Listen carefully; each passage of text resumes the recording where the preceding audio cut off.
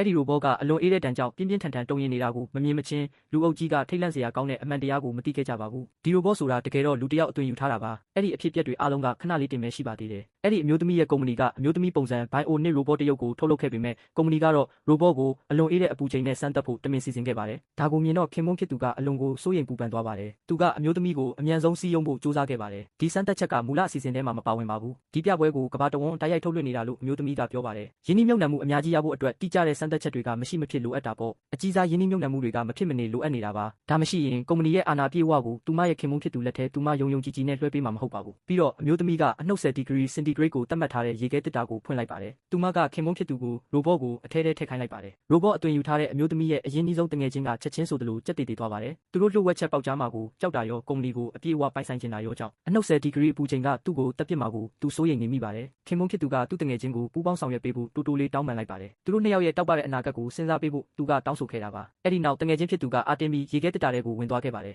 အမျိုးသမီးကအပူချိန်လျှော့ချတဲ့စမ်းသပ်မှုကိုချက်ချင်းပဲစတင်လိုက်ပါတယ်ပြောင်းလဲမှုတွေကိုမြ мян ဆက်ဆံပဲမြင်လာရပါတယ်ကြည်လင်နေတဲ့ရေခဲတစ်တာအတွင်းဘက်မှာရေခဲမုံတွေစပြီးဖြစ်လာပါတယ်ရေခဲမုံတွေကရိုဘောရဲ့ခန္ဓာကိုယ်တစ်ခုလုံးကိုမြ мян ဆက်ဆံပဲဖုံးလွှမ်းသွားပါတယ်ရိုဘောအသွင်ယူထားတဲ့အမျိုးသမီးကအကောင်းဆုံးခံနိုင်ရရှိနေတာကိုအမျိုးသမီးကမြင်လိုက်ရပါတယ်သူမကအတန်တစ်ချက်မှမထွက်တယ်လို့လှုပ်ရှားမှုလည်းမရှိပါဘူးအနှုတ်10 degree ဆိုတာရိုဘောရဲ့ကန့်သက်ချက်မဟုတ်သေးဘူးလို့အမျိုးသမီးကကြေညာလိုက်ပါတယ်ကုမ္ပဏီရဲ့အနာဂတ် CEO ကိုအနှုတ်50 degree centigrade နဲ့ကိုယ်တိုင်စမ်းသပ်ပြဖို့သူဆုံးဖြတ်လိုက်ပါတယ်ဒါကိုကြားလိုက်ရတဲ့ခင်မွန်းဖြစ်သူကချက်ချင်းပဲထိတ်လန့်သွားပါတယ်အနှုတ်50 degree ဆိုရင်လူတစ်ယောက်တောင်တေသွားနိုင်တယ်လို့အမျိုးသမီးကိုသူတတိပေးလိုက်ပါတယ်အဲ့ဒီမှာလူရှိနေလို့လားလို့အမျိုးသမီးကသူ့ကိုပြန်မေးပါတယ်ရေခဲတစ်တာထဲကအယုတ်ဆိုတာရိုဘောတက်ပဲလေသူအမှားပြောမိလိုက်ပြီဆိုတာခင်မွန်းဖြစ်သူသဘောပေါက်သွားပါတယ်ရိုဘောရဲ့အဓိကအစိတ်ပိုင်းတွေကအလွန်အေးတဲ့အပူချိန်မှာပျက်စီးသွားနိုင်လို့ပါလို့သူအမြန်ရှင်းပြလိုက်ပါတယ်အနှုတ်10 degree ဆိုတာကပဲလုပ်ငန်းခွင်မှာအမြင့်ဆုံးစံနှုန်းဖြစ်နေတာပါထပ်ပြီးစမ်းသပ်ဖို့မလိုတော့ပါဘူးအမျိုးသမီးကစမ်းသပ်မှုကိုရပ်ဖို့ညှင်းဆန်လိုက်ပါတယ်ကမ္ဘာတဝန်းကယင်းနှိမ့်မြုပ်နှံသူတွေအားလုံးတိုက်ရိုက်ထုတ်လွှင့်မှုကိုကြည့်နေကြတာလေအပူချိန်10 degree လျော့သွားတိုင်းယင်းနှိမ့်မြုပ်နှံမှုပမာဏကနှစ်ဆတိုးသွားနိုင်ပါတယ်အမျက်ငွေတွေအားလုံးကလည်းအနာဂတ်မှာသူ့ခင်မွန်းဖြစ်သူစီပဲရောက်မှာပါခင်မွန်းဖြစ်သူရဲ့မိဘတွေ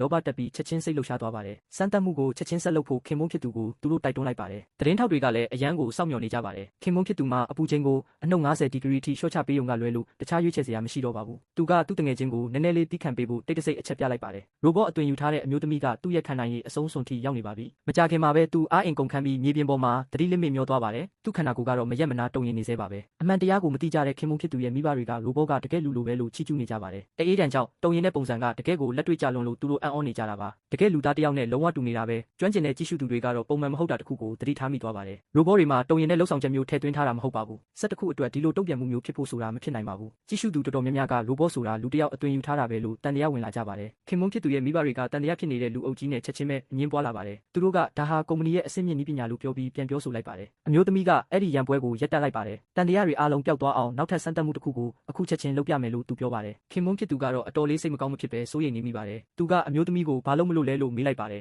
အမျိုးသမီးကသူ့မိကုန်းကိုလစ်လျူရှုလိုက်ပါတယ်သူမကဝန်ထမ်းတွေကိုဓာတ်ဆီဘူးတစ်ဘူးယူလာဖို့အမိန့်ပေးလိုက်ပါတယ်သူမကဓာတ်ဆီတွေအားလုံးကိုရိုဘောရဲ့ခန္ဓာကိုယ်ပေါ်လောင်းချလိုက်ပါတယ်ခင်မွန်းဖြစ်သူကတော့ထိတ်လန့်သွားပြီးဘာလို့ဘာကန်ရမှန်းမသိတော့ပါဘူးသူကအော်ဟစ်ပြီးအမျိုးသမီးကိုမလုပ်ဖို့တားဆီးလိုက်ပါတယ်အမျိုးသမီးကတော့စမ်းသပ်မှုတွေကိုအဆုံးထိလုပ်မယ်လို့ပဲအတင်းစွတ်လုပ်နေပါတယ်ခင်မွန်းဖြစ်သူရဲ့မိဘတွေကပရိသတ်တွေကြားထဲကနေအားပေးနေကြပါတယ်သူတို့ရဲ့ရိုဘောကမိဒံကိုလုံးဝခံနိုင်တယ်လို့သူတို့ကပြောပါတယ်အမျိုးသမီးကတိုးဆုပ်မနေပဲမိချစ်ကိုချစ်လိုက်ပါတယ်အတိတ်ဘဝတုန်းကသူ့ခင်မွန်းနဲ့အရင်နှီးဆုံးတငယ်ချင်းလက်ချက်နဲ့တေးခဲ့ရတဲ့အမတ်တရားတွေကသူ့စိတ်ထဲမှာပြန်ပေါ်လာပါတယ်ဒီဘဝတစ်မှာတော့သူတို့ကျူးလွန်ခဲ့တဲ့အပြစ်တွေအတွက်သူတို့ခါခါတီးတီးပြန်ပေးဆက်ရအောင်သူမလုပ်တော့မှာပါ